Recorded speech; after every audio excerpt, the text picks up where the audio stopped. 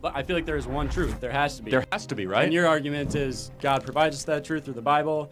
But then why is your truth the truth? Yeah, Charlie Kirk was on a college campus taking tough questions when one student asked the ultimate one, why is Christianity true?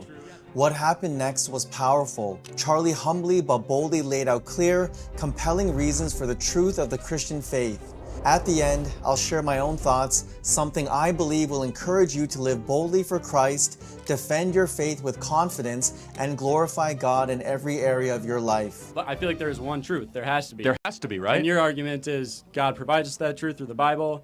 But then why is your truth the truth? Yeah, no, that's a great question. So, Why- but through both reason and revelation, though. So, God gives us both. Revelation, of course, is the scriptures. Reason is our ability to interact with the natural world to see if the scriptures are actually true. So why is Christianity true? Well, first, let's just test the 10 Commandments. If you follow the 10 Commandments, your life will be objectively better and your society will be objectively better, right? I mean, not killing, not murdering, not stealing, honoring your parents, not having anything above the idea of a sovereign God, right? Resting for one day a week, not lying. These are things that we can all agree, like, okay, that's a good way to build society. But let me just one thing. The two miracles that Christianity hinges upon is creation, which I think you're almost there-ish, that there was a beginning to everything. In the beginning, God created the heaven and the earth. And then the resurrection. And the resurrection is the greatest, most documented miracle in human history. And we believe, of course, it to be true. It defies every other historical explanation so in order for an atheist to be able to wrestle with the resurrection, you must answer, who is Jesus Christ? Okay, what happened to his body? Why did all of his followers die a death voluntarily afterwards? Why were all the original witnesses women, which in the old world you never would have had women witnesses, right? A lot of misogyny back then. Why did we have all these people that from the first threshold, the second threshold, eyewitnesses say that Jesus Christ rose from the dead? So all of this, canon, and I don't expect you to believe it, is hinging on that one event. So it's not about Jonah the whale, it's not about parting the Red Sea, it's creation, resurrection, that's it. Yeah, and if those two things are true, everything else in the Bible can be true. Does that make sense? Yeah, and I agree that for an atheist to try to disprove theism, or at least Christianity, it would be almost impossible to say, why would people die to say, Jesus died on the cross for me and I saw it.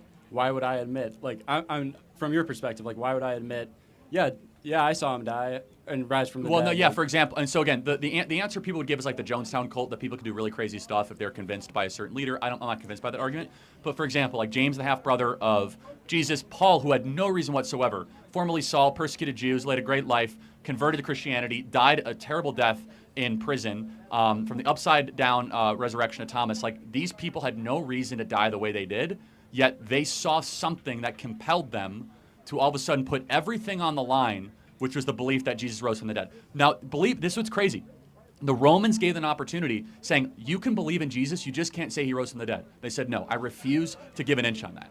And so there's something there so powerful that it inspired an early church across an entire region and a religion that swept the world.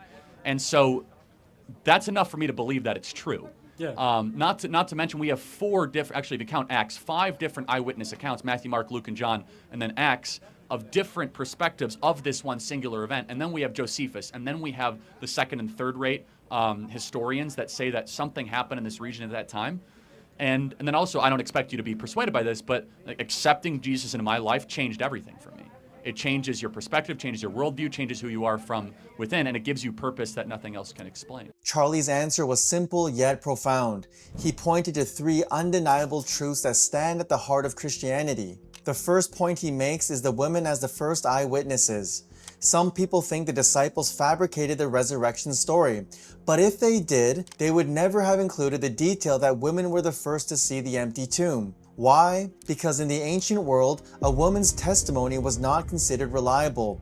It was not even accepted in court.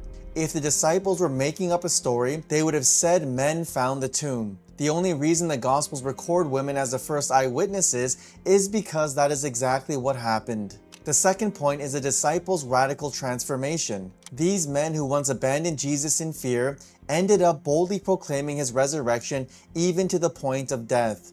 They were transformed from cowards into the most courageous followers of Christ. They had nothing to gain, such as money, power, or fame, but everything to lose, such as their safety, their reputation, and even their lives. History shows us that people may die for what they believe is true, but no one willingly dies for what they know is a lie. Yet the disciples gave it all to proclaim the gospel and make Christ known. The third point is the overwhelming eyewitness testimony. The resurrection was not a legend or a private vision. It was public, seen by hundreds, and confirmed again and again. Paul writes that more than 500 people saw Jesus alive at one time, and many of them were still living when he wrote it, meaning anyone could check the facts for themselves. Luke also tells us his gospel came from carefully interviewing eyewitnesses, which makes his account reliable. Even the Roman guards confirmed the tomb was empty, though they were bribed to spread the lie that his body was stolen. That's why our faith is unshakable. It doesn't rest on blind faith, emotions, or myth. It rests on the risen Christ who conquered death, fulfilled prophecy, and stands as the living proof that Christianity is true. If this video encouraged you, consider supporting on Patreon. Your support helps me create more content that equips believers to stand firm in the truth. As a member, you'll get direct access to live Q&As with me, deeper fellowship and prayer through online community spaces like Discord, and exclusive reflections for my doctoral studies and ministry to help you grow stronger in your faith. The link is in the description. Every bit of support helps spread the gospel further. To Jesus alone be the glory. God bless.